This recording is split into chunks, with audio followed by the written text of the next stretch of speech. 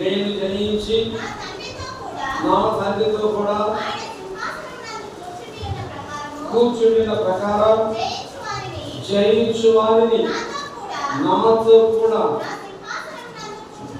చూసారా, నేను జయించి, ప్రభు అంటున్నాడు, నేను జయించి నా తండ్రి యొక్క సింహాసనం మీద కూర్చున్న ప్రకారం జయించు వారిని నాతో కూడా నా సింహాసనం మీద నిలబడి కూర్చుండనిస్తాను. ఇప్పుడు లాజరు పరలోకానికి వెళ్ళాడు, అర్థమైనా?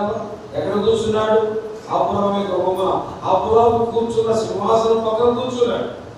సో నిన్ను నన్ను దేవుడు పరలోక ఆశీర్వాదాలు ఏంటంటే, మహిమ గల రాజు చెంత, మహిమ గల సింహాసనం మీద మట్టి శరీరానికి మహిమ శరీరముగా మార్చి పరలోకంలో ఆయన కూర్చున్నటువంటి మహిమ గల సింహాసనం మీద కూర్చుండబెట్టు